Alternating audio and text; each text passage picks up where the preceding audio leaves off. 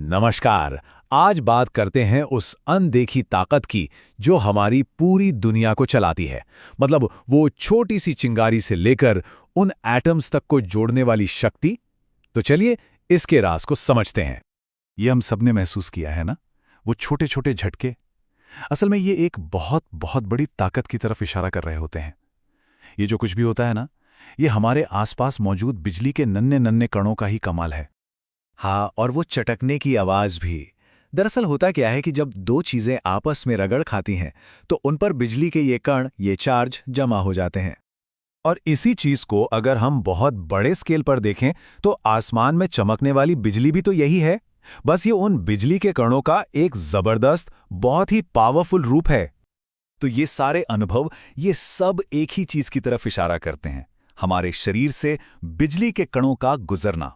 इसी को हम कहते हैं स्टैटिक इलेक्ट्रिसिटी। और बस यहीं से हमारी आज की कहानी की शुरुआत होती है। तो सवाल यह है कि ये आवेश या चार्ज आखिर है क्या चीज?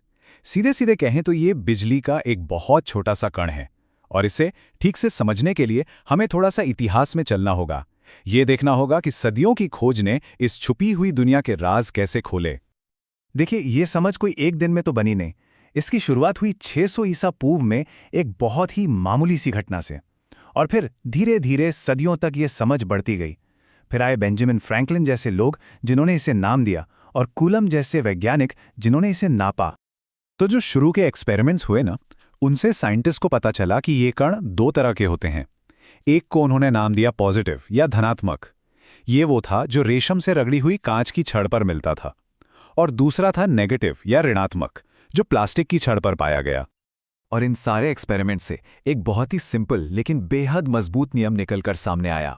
एक ऐसा नियम जो हमेशा हर हाल में काम करता है। एक जैसे चार्ज एक दूसरे से दूर भागते हैं, और अलग अलग तरह के चार्ज एक दूसरे की तरफ खिंचे चले आते हैं। है ना, एकदम सिंपल। अच्छा, तो ये तो पता चल गया कि ये कण एक दूसरे को खींचते हैं या धकेलते हैं। लेकिन सवाल ये है कि कितनी ताकत से, कितनी मजबूती से। और बस यहीं से फिजिक्स और भी मजेदार हो जाती है।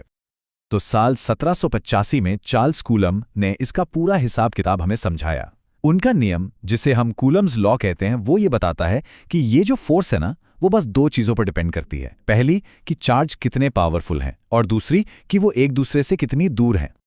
मतलब एकदम आसान भाषा में समझें तो अगर चार्ज की ताकत बढ़ेगी तो फोर्स भी बढ़ेगा, जाहिर है। लेकिन मजेदार बात यह है कि अगर उनके बीच की दूरी को सिर्फ 2 गुना कर दिया जाए तो उनके बीच का फोर्स 4 गुना कम हो जाता है। ये एक कमाल का नियम है जो नेचर में हर जगह काम करता दिखता है। अब जरा इस फोर्स की ताकत का अंदाजा लगाइए।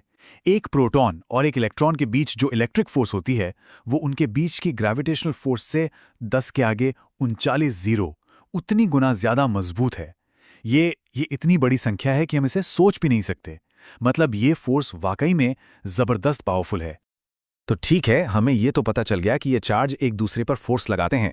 लेकिन यहीं पर एक बहुत बड़ा सवाल खड़ा होता है। ये जो एक्शन एट ए डिस्टेंस का आइडिया है ना, कि बिना छुए असर करना, ये साइंटिस्ट्स के लिए एक बड़ी पहेली थी। भाई, अगर दो चीजें एक दूसरे को टच ही नहीं कर रही तो एक को कैसे पता कि दूसरी वहां मौजूद भी है? इसका जवाब एक बहुत ही शानदार कॉन्सेप्ट में छिपा है। और वो जवाब है इलेक्ट्रिक फील्ड। इसे ऐसे सोचिए कि हर चार्ज अपने चारों तरफ एक तरह का अदृश्य, एक इन्फ्लुएंस का एरिया बना लेता है, एक प्रभाव क्षेत्र। अब जैसे ही कोई दूसरा चार्ज इस एरिया में आता है तो वो एरिया, वो फील्ड उस पर फोर्स लगाती है। मतलब चार्ज सीधे एक दूसरे से इंटरैक्ट नहीं करते, वो इस फील्ड के जरिए एक दूसरे से कम्युनिकेट करते हैं। और हम इन फील्ड्स को विजुअलाइज भी कर सकते हैं, मतलब देख सकते हैं। इसके लिए हम फील्ड लाइंस का इस्तेमाल करते हैं। जैसे एक पॉजिटिव चार्ज से ये लाइनें बाहर की तरफ निकलती हैं और नेगेटिव चार्ज में अंदर की तरफ जाती हैं। और जब ये दोनों साथ में होते हैं ना, तो ये लाइनें एक दूसरे की तरफ मुड़कर एक बहुत ही खूबसूरत पैटर्न बनाती है, जो हमें दिखाता है कि अट्रैक्शन का रास्ता कैसा होगा। अब देखिए, कूलम्स लॉ और ये फील्ड का आइडिया दोनों ही बहुत पावरफुल हैं।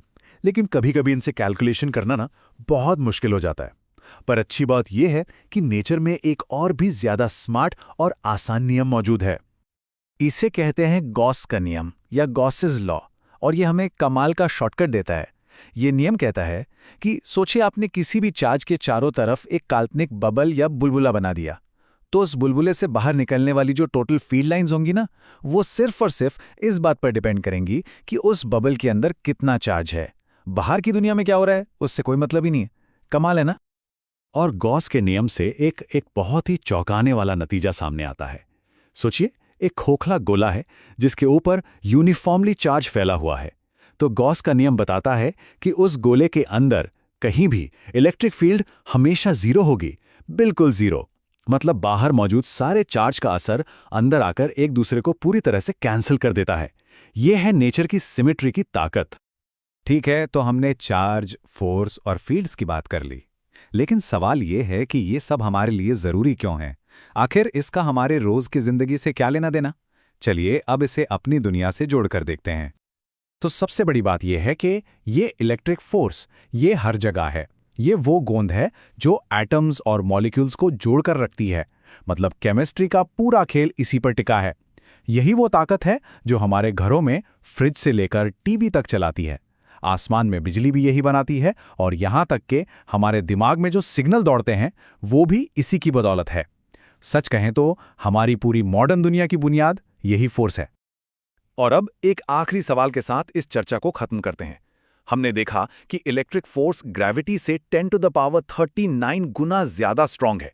तो फिर ऐसा क्यों है कि पूरा ब्रह्मांड, ग्रह, तारे, गैलेक्सी, ये सब ग्रेविटी के इशारों पर नाचते हैं, इलेक्ट्रिक फोर्स के नहीं? इस सवाल का जवाब चार्ज की एक और खूबी में छिपा है। वो खूबी है कि पॉजिटिव और नेगेटिव चार्ज एक दूसरे के असर को कैंसल आउट कर देते हैं। जरा इस पर सोचिएगा। आज के लिए इतना ही, शुक्रिया।